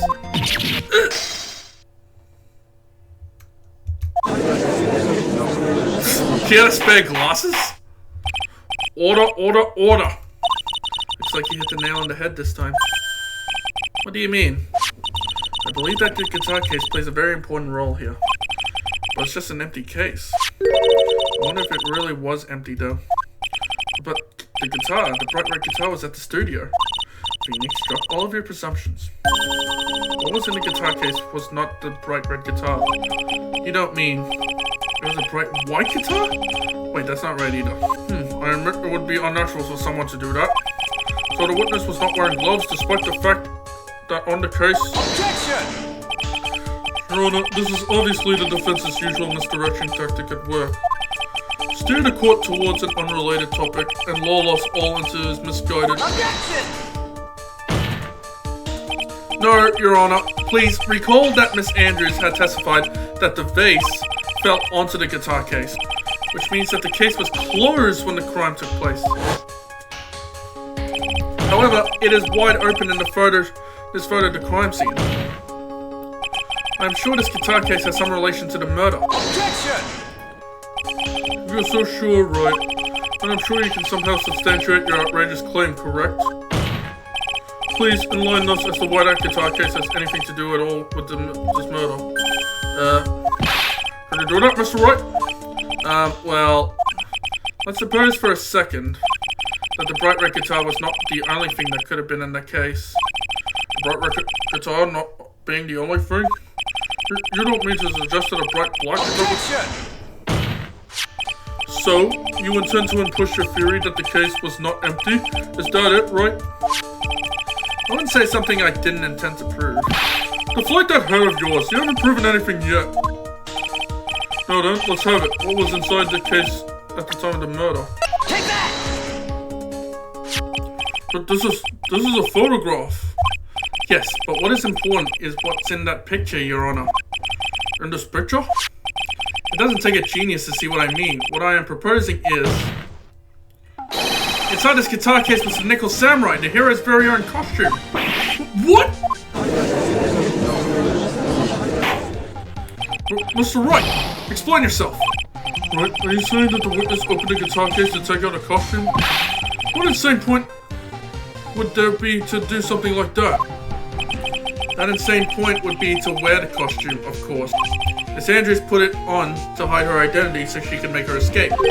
After all, you couldn't let anyone see you leave, could you, Miss Andrews? I refuse to accept your theory. Do you have anything to support such a preposterous idea? Just outside the door was an investigative photographer who was starving for a big scoop. And in the end, she managed to get this shot, correct? You mean this photo? You mean this photo? Order, order! Looks like we've wandered into quite another mess again, haven't we? Nice job, Phoenix. Well, you know my strategy. Speak first, think later. So the real murderer was hiding inside a costume? Objection! But wait 1 second, Your Honor. The Nickel Samurai's costume would have been Mr. Matt-on-Guard's. Why would something of the defendant be in the victim's room? And inside the guitar cases of all places? True, that is a little baffling. Mr. Wright, the court would like to hear your thoughts. What was this Nickel Samurai costume doing inside the guitar case? It wouldn't be stolen from On-Guard because he said he was wearing the suit. It's a spare. This On-Guard did not take his costume off during the break period. In that case, the costume we are talking about was a spare one. What? Are you saying that on the night of the murder, there were 2 Nickel Samurai costumes at the Gatewater Hotel? Yes, that is what I'm saying. And how do you explain the costume that was inside the guitar case? It would mean that the victim had brought despair to the ceremony on purpose. But why? The victim, Mr. Kurita, was the German ninja. Why would he secretly bring the Nickel Samurai's spare costume with him? What could be the reason behind such a peculiar act? And therein lies the sticking point. Objection! Oh boy. What are you mumbling to yourself about now? Have you just been rambling all this time without any sense of inner monologue? No, it just... Mr. Wright, please explain yourself. Why do you think the victim had the Nickel Samurai's spare costume? Phoenix, are you sure you can explain this one? Think carefully before you answer, and then answer with gusto. I believe in you. Gusto. Alright, this is what I think. The reason the victim brought the Nickel Samurai spare costume to the hotel was... I believe it might be the conference ticket? Take that! What is this? On the night of the murder, at the stage show, the Nickel Samurai was going to hold a special press conference. A press conference? Yes, the Nickel Samurai was supposed to confess something at this conference. I heard about this as well. For once, you're not making something up right. But what struck me as strange was that Mr. Angad himself said he had no idea he was supposed to be holding a press conference that night. But how can that be? The way I see it, that could only mean one thing. The conference was set up by none other than the victim, Mr. Juan Kurita himself. The victim? Yes. The spare Nickel Samurai costume was prepared for that very conference. Mr. Kurita was going to hold a press conference as the Nickel Samurai. He was going to dress up as the Nickel Samurai and hold a conference? But why would the victim do such a thing? That's something I don't quite know yet. However, what I am concerned with right now is what he intended to reveal at that conference. The Nickel Samurai was going to confess something. And by confess, I wager he was going to reveal something about himself. Which means that Juan Kurita, posing as the Nickel Samurai, was going to speak about Matt Angad. Yes, I guess that is what it would mean. But if that's the case, that's not a confession, that's public disclosure! Miss Andrews? I can see why you are pros at what you do. Pardon me? Yes, just as you say, the press conference was set up by Juan. Oh! Miss Andrews, please offer us an explanation for this. I was the one he asked to help set it up. And the person who prepared the second costume for him, that was also me. You? Juan had bet everything on the German Ninja this year. And if he lost the Grand Prix, he was going to make sure Matt was going down with him. That's what he thought anyway. He was going to ruin him? Huh? It looked like somehow Juan had in his hand a secret so powerful that it would destroy Matt's acting career had it been revealed. What?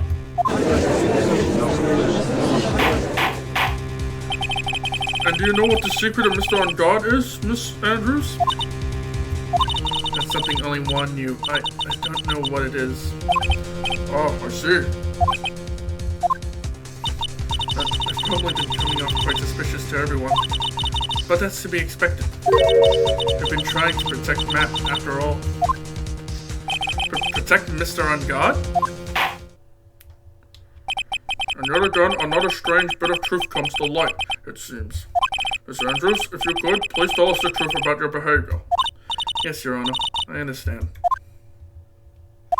From the moment I saw the crime scene, I had a feeling that Matt was the murderer.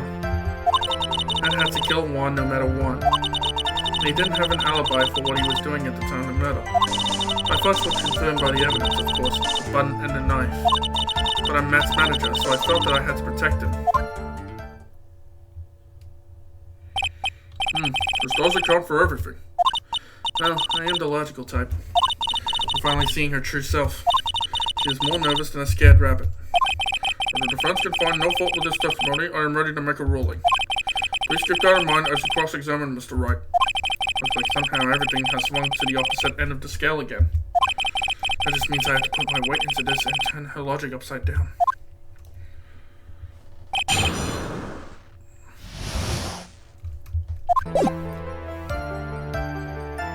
Hold it! Would you say that was your intuition speaking to you? I confuse my methods of reasoning with your own. If anyone were to prove that someone did something, you need three things. Three things? A motive, an opportunity to commit the crime, and finally, decisive evidence. As you think these three things through, the answer becomes quite clear. You should have already known that, Phoenix. They didn't teach that to us in school, at least not from what I remember. Can I continue now? Matt had to kill Juan no matter what. Hold it!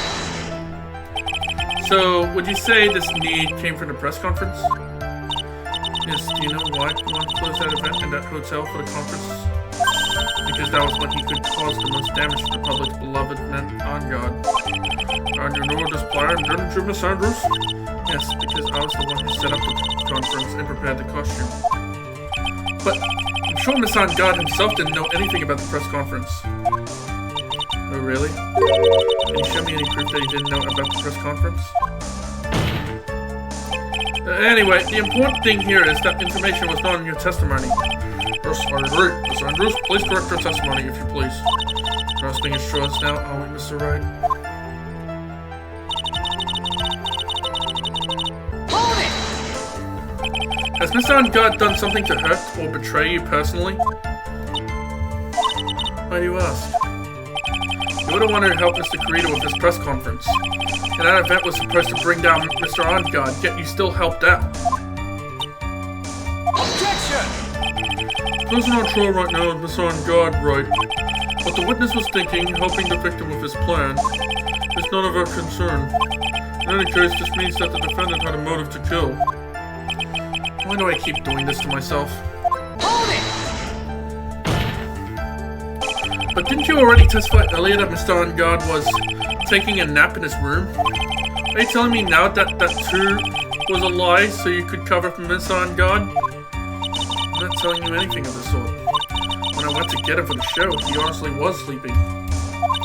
However, as to whether he was sleeping the entire time, that I cannot say. I was too busy setting up the stage at the time.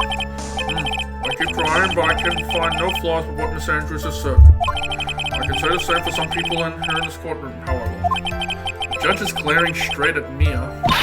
He's glaring at you, smart guy. The facts were confirmed by the evidence, of course. The button and the knife. Hold it! You can hardly call the knife decisive evidence. The fingerprints on the knife could have very well been a clever camouflage. Then, what about the button? The button? It's clear from the crime scene that the victim and his murderer fought. And during the fight, the killer ripped the button from Jammin' Ninja's costume. We're talking about this button, correct? The button was found in the pleats of Matt's hakama. Isn't that correct? I would think that makes it very decisive evidence. Looks like we're outfoxed again, Mr. Wright. Anyway, the knife doesn't prove a thing. Please fix your testimony. I can't stand the sight of a man who can't gracefully accept his defeat. Thank goodness Mia can still look at me. With an icy stare, yes. Miss Andrews, for Mr. Wright's sake, please add this information to your testimony. The button was torn. Hold it! And how do you know that? When the ends of the threads of the button and the costume were mashed up, they were found to fit together perfectly, or so I heard. I've heard that before too. But why would Miss Andrews know about this case down to such a fine detail? Don't look at me like that, just because I'm prepared and you are not. And I thought I had her this time for sure. If there's anything to trip her up on, it has to be here. But where and why? Hold it! But what you really did was stab the guy in the back, didn't you? And at the worst possible time. Objection! Who's to say she really stabbed the guy in the back, as you put it? This witness could have disclosed things about Mr. Angard at any time. Why then would she wait until there was a large audience before doing so? It's the same reason why Mr. Carita planned such an elaborate conference. She just wanted to cause Mr. Angard as much damage as she possibly could. This witness bears ill will towards the defendant. Objection! This isn't the Phoenix Wright Wax Philosophical Power Hour. That's weird. And please stop slandering the witness. I expected. Miss Andrews' testimony seemed pretty solid. Really? To me, it sounded a little wishy-washy. Wishy-washy? Well, I guess we'll see if I press a little more. You should know this by now. But you'll need strong, decisive evidence to make her talk. Got it, Chief. I'm gonna pin you down this time, Miss Andrews. Objection! This is the victim's autopsy report. It clearly states that the cause of death was strangulation by a scarf. Just strangulation? The knife stab to the victim was done after the victim had already died. What does that mean? Let's examine the evidence. This button has the victim's blood on it, which would mean that it was ripped off the costume when? After the knife was stabbed into the victim. Exactly, which means it is impossible that this button was torn off during the victim's final struggle, because the victim was strangled to death in that fight. That's right, Miss Andrews. There is no way this button was ripped off during the struggle. This button was consciously pulled off the victim's already dead body. Order, what is the meaning? Objection! What is the meaning of this, Wright? So what if the button was torn off the body after the victim had already died? What does that change?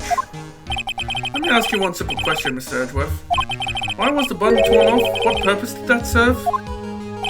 What purpose? We now know this button was not torn off during the fight. So the murderer took the time and effort to purposely rip this from the victim's body.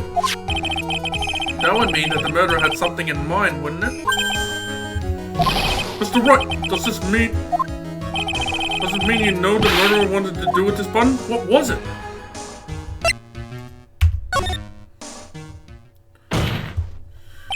There's only one logical reason for doing something like that. It was to pin the crime on Mr. Ongard. There is no way anyone would put a bloody button in their own pants. That's right, Mr. Ongard was set up by the real killer, of course. Okay. And the real murder is... Well, Mr. Wright, who in the world is the real killer then? Finally. I can't believe I managed to bring this trial all the way up to this point. Phoenix, you can't let your guard down yet. Not until the very end. The real killer, the person who planned to frame Mr. Ongard is... It's gotta be Adrian, right? Take that!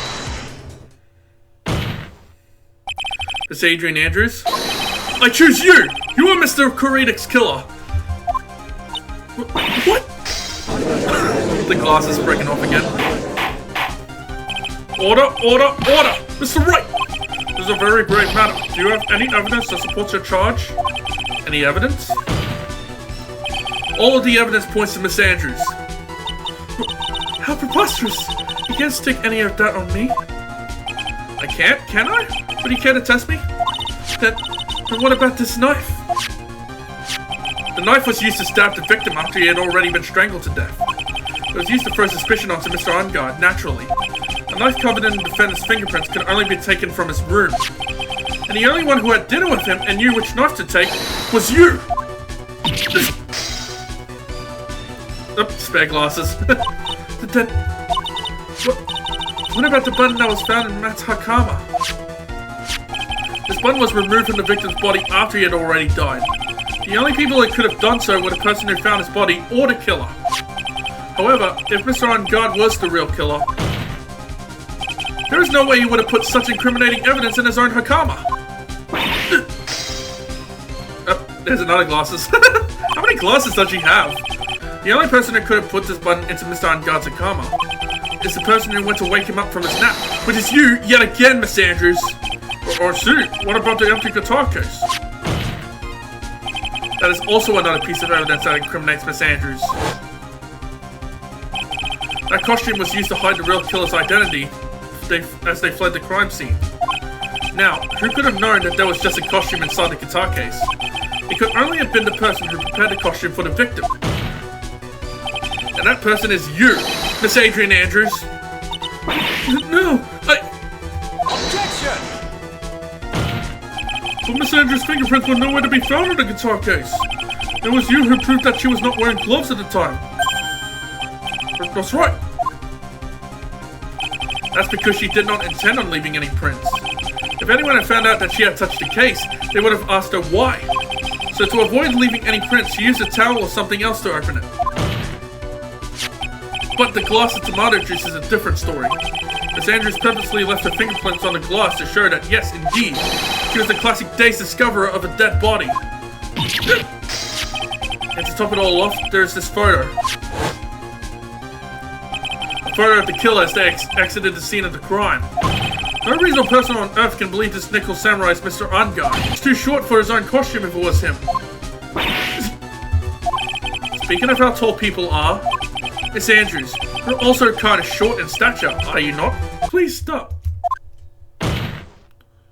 Well, how about it, Miss Andrews? Got her this time. Miss Andrews? I refuse to testify. What was that? There's a law. It says I can't be forced to testify about something if it can incriminate me. Well, it's too late now. All the evidence points towards you. If you knew that, you wouldn't have been testifying in the first place. Well, yes. You're absolutely correct, Miss Andrews. The law does provide us with a way to avoid self-incrimination by allowing a witness to not testify if the testimony can cause damage to themselves. What? Pleading the fifth is not something most people would think to do on the spot. Actually, thinking back to yesterday in Mr. Angad's room. Agent Andrews? Yes? Think hard about what we just discussed. Understood? Alright.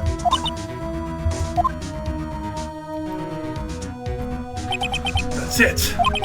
That's when Francisca planted this idea into her head. She must have told Miss Andrews to not testify if things look bad. Very good job proving everything up to this point, Phoenix. But there's still one thing you haven't done. Something I haven't done.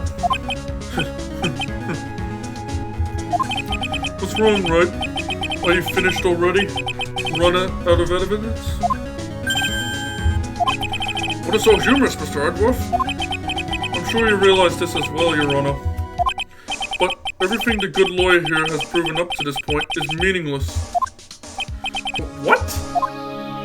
Everything you have proven is circumstantial. Circumstantial? Yes, circumstantial. You have yet to provide a single piece of definitive proof. Proof that Miss Andrews did in fact harbor a wish to murder Mr. Kurita. Oh boy. Miss Andrews, did you want to kill Mr. Kurita? I believe this may lead to me incriminating myself, so I will abstain from answering. But Miss Andrews, if you do that, it would be the same as admitting your guilt, don't you think? Yeah. Maybe so, or maybe not. There's nothing to prove it either way. Besides, you don't even know what crime I would be guilty of due to my silence. No! She's taking that defiant attitude again. Mia, what should we do? Somehow, we've landed in the worst possible situation. I think we have reached a certain conclusion at this point in time. Miss Adrian Andrews has refused to testify, and the defense theory that she is the actual murderer has not been fully substantiated with solid definitive proof. But that's not true. In this situation, there is only one thing this court can do, and that is to declare a recess. Recess? I request that both the prosecution and defense look further into this matter, and at tomorrow's trial... Tomorrow? We don't have it tomorrow. If we don't get a not guilty verdict today, then... Hold it! Please wait, Your Honor. That's not necessary. The trial... Please continue the trial. What are you swinging for? Your client is getting one more day to live, isn't he? That's not it. This isn't about that. Edgeworth, I know you know who the real killer is. Please, let the trial continue. If I don't get the verdict, then my... Well, it's impossible to continue as long as the witness refuses to testify. Now then, this court is... Objection! Yes, Edgeworth! It is not impossible for this trial to continue. Mr. Edgeworth, what are you... It's true Miss Andrews holds the right against self-incrimination. However, if the topic of conversation was something unrelated to whatever she may be guilty of, then she has no right to withhold testimony. Yes, that is very true, but... Actually, there's one little thing that I'm curious about. Miss Andrews? When you found the victim's dead body, you poured yourself a glass of juice. Yes, and? I can't help but think how unnatural that is. Usually when one finds a body, they're shaken up, not stirring a glass of juice.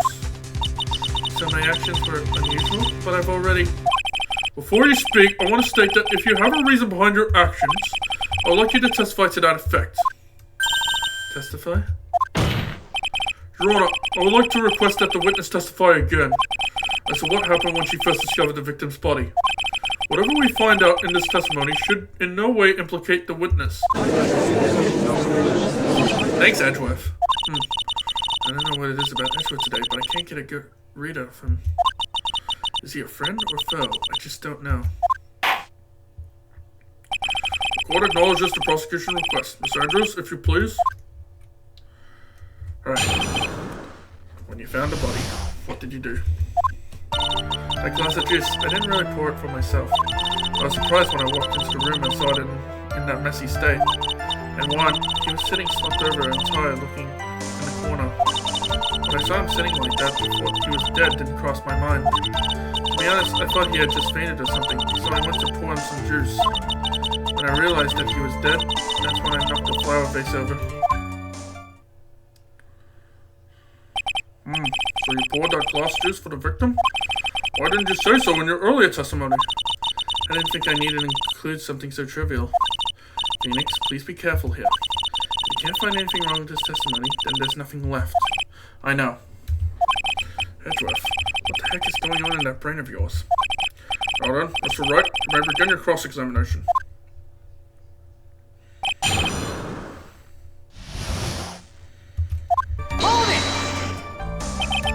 And how did you come to realize that he was in fact dead? I shook him over and over, but I never got a response.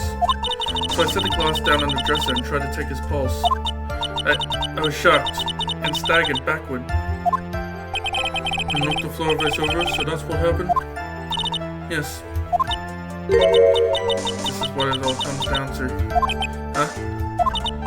This is the absolute end for both sides, and Adrian is letting her guard down. Phoenix, now's our best chance yet to kill the prosecution's case. Isn't that a bit harsh? Miss Andrews, will you tell us the truth this time? But there wasn't anyone else in the room, right? Of course not. Then, who did you pour it for?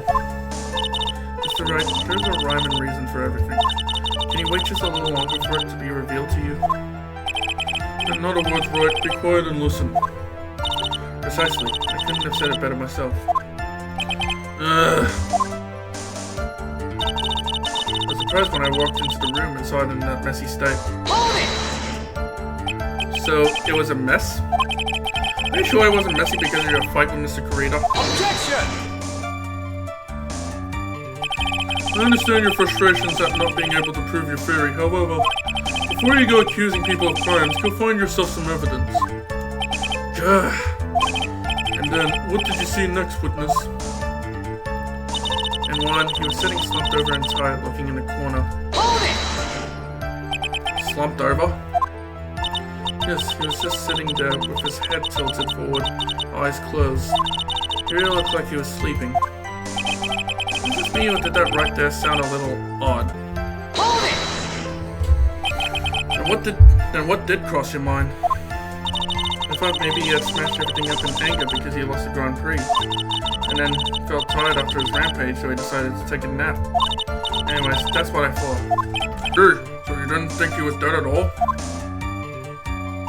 To be honest, I thought he had just fainted or something, so I went to pour him some juice. You thought he fainted? I thought he was just asleep at first. But then, the room was such a messy state. I thought maybe he had gotten into a fight with someone. And that's when you went to pour a glass of juice. Yes, he always has a hard time waking up. So one has a glass of tomato juice to drink. I see. And after that, what happened next? Objection! Oh, there we go. So you honestly didn't think he was dead when you found him? No, not at all. Even though this is what you saw when you discovered the body.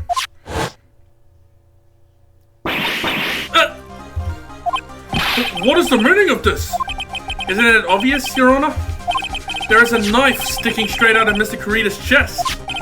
Anyone who saw this scene would have immediately thought there was a dead man. You see...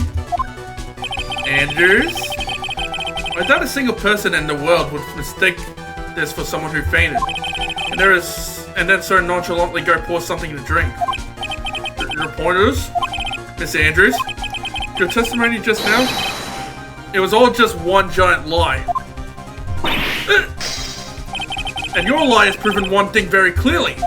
That you are the real killer. Oh boy.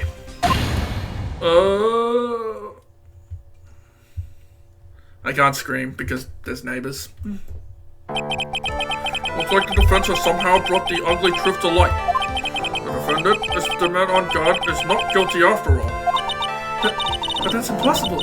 You're wrong. Miss Andrews, try to have some composure. It wasn't me. It wasn't me, I tell you. It was Matt, I swear it. He's the one who killed Juan. But you were the one who refused to testify. The reason for not doing so was that you might end up incriminating yourself. That's because... Miss Andrews, I will give you one last chance. What exactly are you hiding that may incriminate you? I refuse to testify. This again. Come on, Adrian. And there is no need for this court to continue any further. Mr. Man on Guard's innocence has been clearly demonstrated. Is it over? Have we found the truth at last? What's wrong, Phoenix? Usually the real killer confesses his or her guilt. And now that I think about it, this is the first time someone hasn't. Now then, I would like to hand down my verdict for Mr. Matt on Guard. Alright, here we go. Objection! Uh-oh. Your Honor, the prosecution feels that it would be premature to pass down a verdict at this time. What? The reason is quite simple. What is it? This witness has yet to speak the absolute real truth. Uh-oh. The absolute real truth? What are you... Witness, don't you understand yet? Huh? I don't know who planted this silly idea in your head, but as long as you protect yourself through your silence, Man on Guard will go free, and in his place, you will become the guilty party. That's a lie. I don't believe you. What?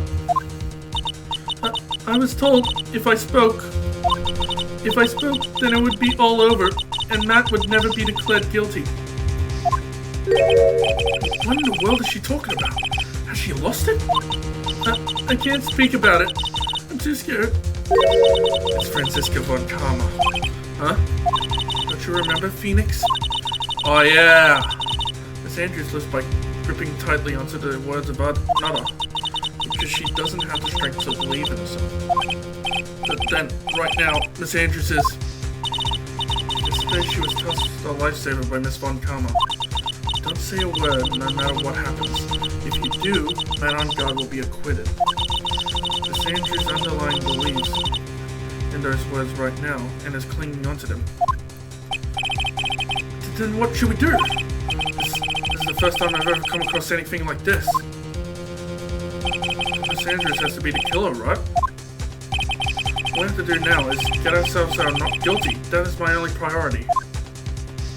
It wasn't me. I'm begging you. Please believe me. I didn't kill Juan. Help, please. Someone, help me. Mr. Wright? Yes, Your Honor? The court can't continue on like this. Therefore, I'd like to hear what you intend to do. What I intend to do? What am I supposed to do? What am I supposed to say? Wright, I suggest you think very carefully about this. Think Think about what this witness did and what she did not do. And think about who is the real mastermind behind this crime. Is the real mastermind? Isn't that obvious? There's no one else it could be except that woman crying over there, right? Come now, what will you do? What kind of man are you, Mr. Phoenix, right?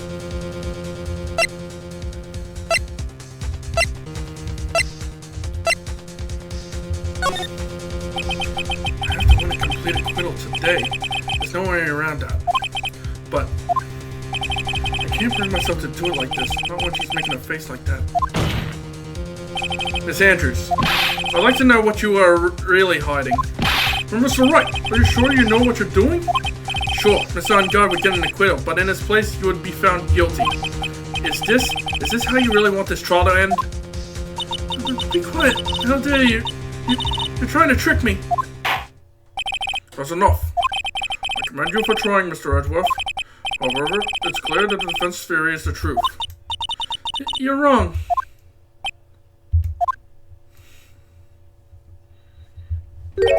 What a shame. I had hoped things wouldn't come to this, however. What is it, Mr. Edgeworth? Miss Andrews, since you absolutely refuse to testify, it falls on my shoulders to disclose this to the court. Uh-oh. Stop! Mr. Edgeworth! This witness, how should I put this? She has an illness. Uh-oh. What? And because of this illness, she has tried to commit suicide in the past. Stop! Please stop! Oh boy. Edgeworth is wrecking her. No matter how much you want to hide it, it's no use. I have the evidence right here. Oh, I kind of feel bad now. That's the second part of the suicide report. The attempted suicide report. What will you do now with this? You know what I'm about to do, don't you? I'll now reveal to the court the true nature of a pitiful woman known as Adrian Andrews. The secret of her dependent nature. Having other people know about it scares her more than anything else in the world. Please stop! I beg you. If people find out, Edgeworth, you need to stop. This is going on too far. If you're going to say you would choose death, that is no concern to me. Edgeworth, how can you be so cold? However, before you die, I'll pull the truth from your still breathing lips. No matter what I have to do. So will you tell the court yourself, or shall I? Either is fine with me. I'll talk, but please, help me. Oh, I feel bad now. Nothing matters anymore.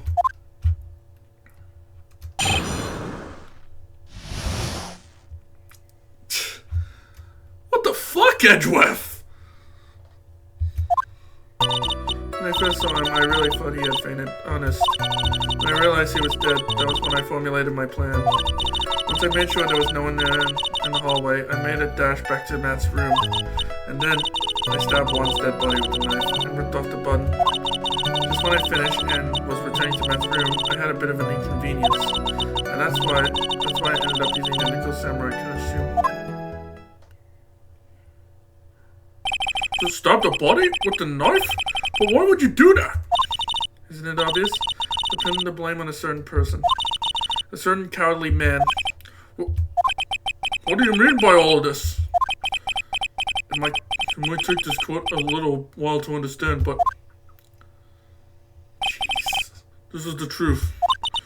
The real killer is Matt. That scumbag of a man, I'll never forgive him. He's trying to escape his guilt again, just like last time. Last time?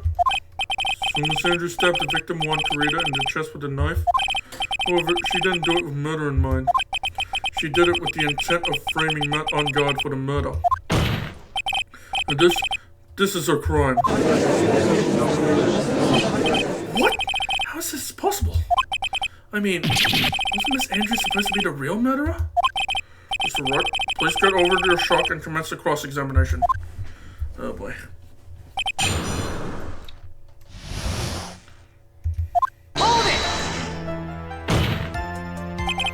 But But you could tell from the state the room was in that there must have been a fight. Are you telling the truth when you say that you did not know he was dead? He had a scarf around his neck. But that scarf is a part of the German ninja's costume, so I didn't think anything about it. It was strange. His head was also tilted down a bit, so I couldn't see his face that well. That's why I thought I'd wake him up and went to the juice. When I realized he was dead, that's when I formulated my plan. Hold it! What is this plan you had? I knew right away the murderer was Matt. I knew because, one, he was going to expose Matt's weakest weak point to the world. So Matt did this to stop Juan and silence him for good. That's when I thought I should forge some evidence and pin this crime on Matt. So the forged piece of evidence for the knife and the bun? For the knife and... The first thing that came to mind was to plant the knife. Once I made sure there was no one in the hallway, I made a dash back to Matt's room. Hold it! That was so you could get the knife correct. The knife Matt used at dinner had his fingerprints all over it. I thought if I used that, then the police would certainly turn their eyes towards him. Matt was napping with his costume on at the time. I slipped in, took the knife and returned to the scene of the crime. And then I stabbed Juan's dead body with the knife and ripped off the button. Hold it! So you were the one to stab the victim with the knife? It gives me goosebumps to think about it now. What a horrible thing I did. But at the time I couldn't control my own body. It moved on its own. But when I stabbed Juan's dead body, I suddenly realized something. If I used the button somehow, I could make Matt look even more suspect. So you thought to rip one of the buttons off and then plant it in Mr. Ungod's Hakama? Yes, that's what I had planned to do. But things never go that smoothly, do they? Just when I finished and was returning to Matt's room, I had a bit of an inconvenience. Hold it! An inconvenience? There was a woman with a camera at the ready, loitering in the hallway. I'm willing to bet my spikes it was Lotta. There's also a woman with a ray gun at the ready, pacing back and forth. That's Miss Oldback for you. I'd already been caught and made into a big scoop for a certain weekly tabloid once, so I couldn't very well go out like myself and get caught again. And that's why I ended up using the Nickel Samurai costume. Hold it! You were the one who prepared that costume, weren't you? Yes, I took it from Global Studios. I also put it into Juan's guitar case the day before the award ceremony. Did some preparation for the press conference, correct? Yes, Juan wanted to wear that costume and hold a press conference in it. He was going to disclose Matt's big secret there. What is the secret? That I don't know. Anyway, I thought that if I were to leave Juan's room in the Nickel Samurai costume, then people would think that Matt was the real murderer. I was very careful not to leave any fingerprints when I opened the guitar case. I absolutely did not want anyone to know about the costume. I think we've heard enough. So after that, you went back to Mr. Ungod's room and planted the button? Into Matt's Hakama? Yes. After that, I folded up the costume I was wearing and then put it into a bag. And I snuck it out of the hotel and got rid of it. My word! What does all this mean? Mr. Edgeworth, is it? The real criminal is Matt Ungod. He's still denying it. Yesterday, that woman prosecutor sat me down for a talk. Franziska, huh? She said that I should, under no circumstances, confess to what I'd done. That if I just kept quiet, then Matt would have been found guilty for sure. But I had no choice but to believe in her words.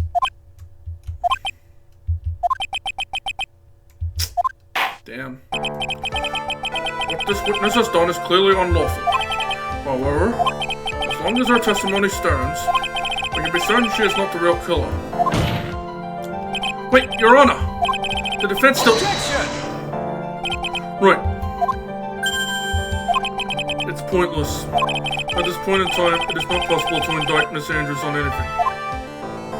Yes, exactly. There isn't a single piece of evidence that points to her as the murderer. Cross-examination of this witness is over, and so is today's trial. couldn't establish that the witness was the culprit. Please let it go, Mr. Wright. Oh no. But... Mr. Edgeworth, please place Miss Andrews under arrest for further questioning. Understood, Your Honor. The prosecution will arrange for her detention immediately. That is all. Court is adjourned for today. Oh no. What's gonna happen now?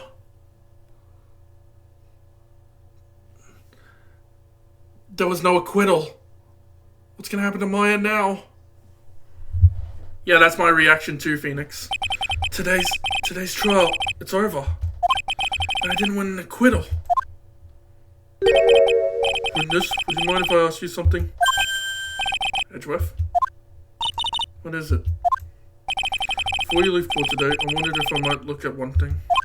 The card in your hand. It had my interest for quite some time now. What exactly is it? Oh, this? Mr. Wright also asked about this.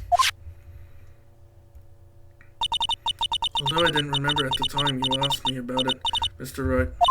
I remember just now. I found this in the room on that day. The room? The door? Yes. I found this card when I discovered Juan's body.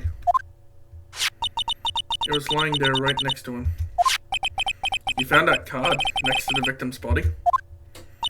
I suppose I must have unconsciously slipped it into my pocket. But it's not as if this card had any relevance to Juan's murder, right? Yeah, I guess not. But it's still a strange card, if you ask me. But as far as a clue to this case, I don't see why.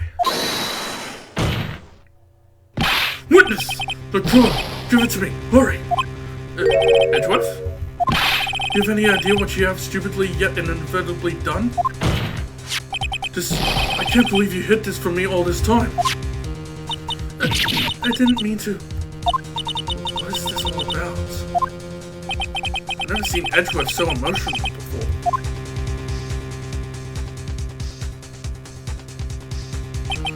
A card? What in the world is it? What does it mean?